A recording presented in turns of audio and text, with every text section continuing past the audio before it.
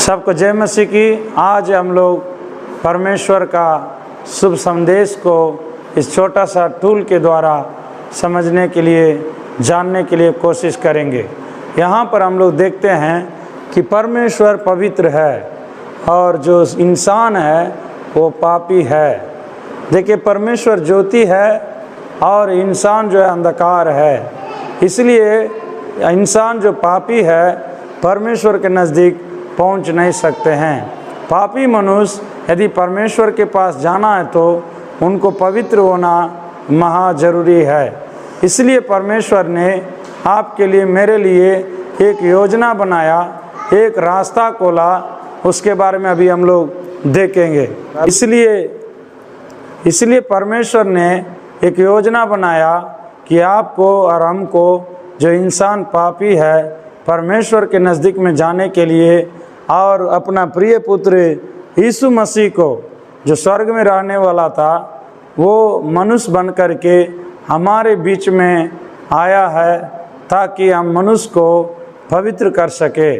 और परमेश्वर के वचन में लिखा है रोमियो 6:23 में, परमेश्वर पाप का मजदूरी मृत्यु है, पाप का मजदूरी मृत्यु है, परंतु परमेश्वर का वरदान हमारे प्रभु यीशु मसीह में अनंत जीवन है।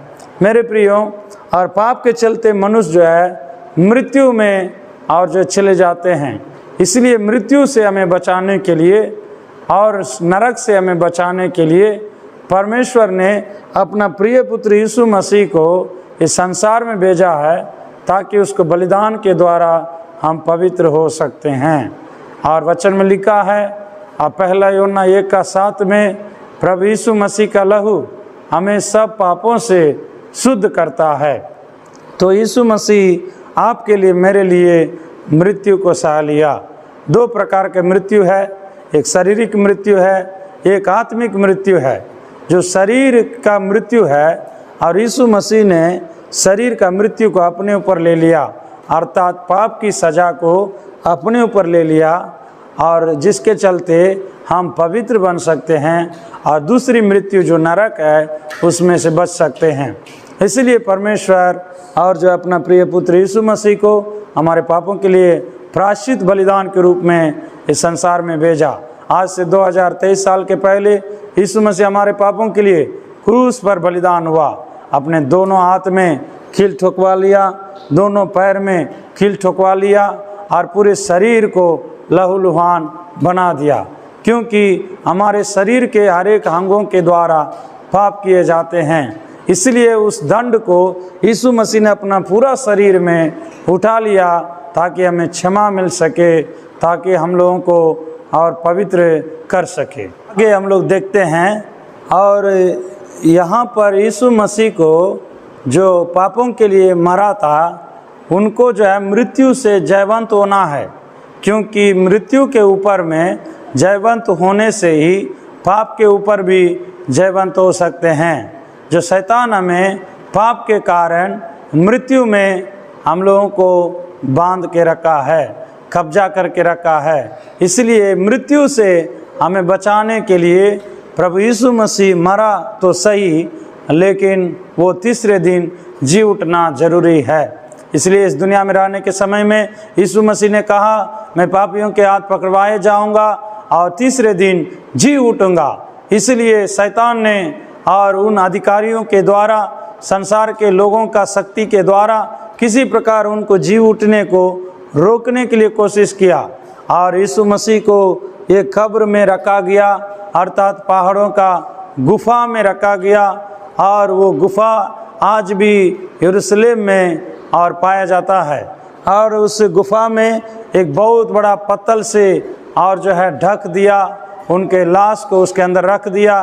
बाहर में भी सैनिकों को जो है पहरेदार के रूप में रखवा दिया। आप लोग एक सवाल हम पूछते हैं, और कितने सैनिक यीशु मसीह के कब्र के बाहर में पहरा देते थे? ध्यान से सुनिएगा। आप लोग कमेंट में, इस वीडियो में कमेंट बॉक्स में आप लोग उत्तर दें, ताकि हम लोग आपको और भी हम लोग जो है प्रोत्साहन कर सके और आगे भी हम लोग आपके लिए एक अच्छा इनाम दे सके। यहाँ पर हम पूछते हैं कि ये कब्र के बाहर में कितना सैनिक लोग उन लोगों को, प्रभु यीशु मसीह का लाश को रक्षा कर रहे थे। आगे हम देखते हैं यीशु मसीह अपने वचन के अनुसार तीसरा दिन अर्थात शुक्रवार की रात में मारा गया, गाड़ा गया, और शुक्रवार का रात और उसके बाद शनिवार का रात वो भी बीत गया, लेकिन रविवार के भोर में यीशु मसीह जी उठा, अर्थात मृत्यु पर से विजय हुआ और जो है शैतान पर से विजय हुआ, पाप पर से विजय हुआ। यीशु मसीह मनुष्य के जीवन में जो भी श्राप और मृत्यु कब्जा करके रखा था उसको उसने दूर कर दिया। आगे भी हम लोग देखेंगे यीशु मसीह जी उठने के द्वारा, यीशु मसीह जी उठने के द्वारा हम सबको एक आशा मिली है मेरे प्रियो। और यीशु मसीह मृत्यु पर से जी उठा, इसका मतलब आपके लिए मेरे लिए एक रास्ता खोल दिया। जो मनुष्य पापी है उसको परमेश्वर के तक पहुंचने के लिए एक रास्ता खुल गया। यहाँ देखिए, परमेश्वर जो आपके लिए मेरे लिए यीशु मसीह का मृत्यु के द्वारा एक रास्ता को खोल दिया।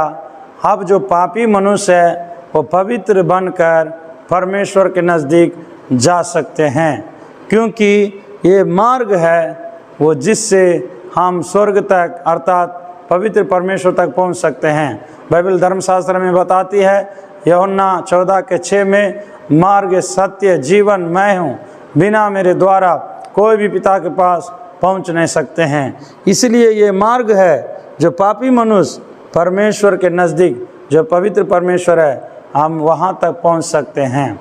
आगे हम लोग देखेंगे, जो कोई उस रास्ता से गुजरेंगे, जो कोई उस रास्ता को अपनाएंगे, उनके लिए परमेश्वर के साथ एक रिश्ता, एक संबंध जुट जाती है।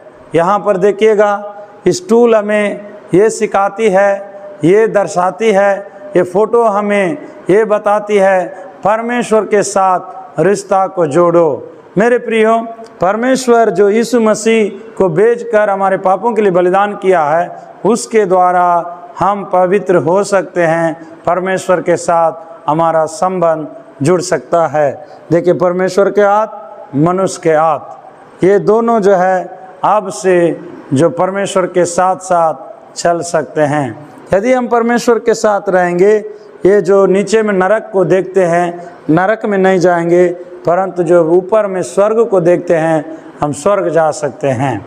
आगे हम लोग देखेंगे, यहाँ पर अभी हम परमेश्वर के साथ रिश्ता को तो जोड़ दिए हैं, विश्वास करके अपना पाप को अंगीकार करके हम क्षमा पाते हैं। क्षमा के द्वारा हम जो है परमेश्वर के साथ रिश्ता को जोड़ दिए हैं। यदि उस रिश्ता को, उस संबंध को बचा के रखेंगे तो हम लोग जो है आगे और मृत्यु के बाद हम स्वर्ग जा सकते हैं। अभी देखिए, संबंध तो जुट गया, लेकिन उस संबंध को बचाए रखना जरूरी है। यदि उस संबंध को बचाए नहीं रखेंगे तो हम लोग फिर पवित्र परमेश्वर के नज़दीक पहुंच नहीं सकते हैं, क्योंकि हम लोग पाप के दुनिया में हैं, पाप के संसार में हैं। कई बार संदर्भ ऐसा आता है कि हमें पाप में धकेलने के लिए, गिराने के लिए हमें मजबूर करती है। इसलिए परमेश्वर हमें बताता है, मेरे साथ रिश्ता को तुम बनाए रखना तो प्रार्थना को नहीं छोड़ना। यहाँ टूल में देखिएगा, प्रार्थना को नहीं छोड़ना और बाइबल पढ़ना रोज़ ज़रूरी है। प्रतिदिन आप बाइबल को पढ़ करके हम परमेश्वर का आवाज़ को सुन सकते हैं। प्रार्थना जो है हम परमेश्वर से बात करते हैं, बाइबल पढ़ना जो है परमेश्वर हमसे बातचीत करते हैं।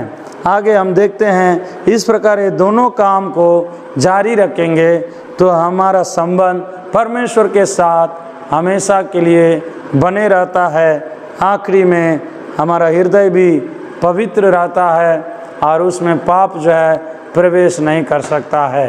यदि हम लोग इस प्रकार परमेश्वर के साथ अपने संबंध को बचाए रखेंगे, हम लोग एक समय आएगा हमारे मृत्यु के बाद या यीशु मसीह के आगमन के समय में हम परमेश्वर जो पवित्र है उसके पास पहुंच सकते हैं। आज इस वचन पर विश्वास करें, इस सुसमाचार पर विश्वास करें, अपना आत्मा को पाप से, नरक से बचाएं। परमेश्वर आप सबको आशीष करने पाएँ। यदि ये वीडियो अच्छा लगा आप लाइक करिए, सब्सक्राइब करिए और सबको शेयर करिए। परमेश्वर के वचन को फैलाने में मदद करिए। परमेश्वर आप सभी को आशीष करने पाएँ। जो सवाल हमने किया उसका उत्तर को कमेंट बॉक्स में भेजने के लिए कष्ट करें। धन्यवाद।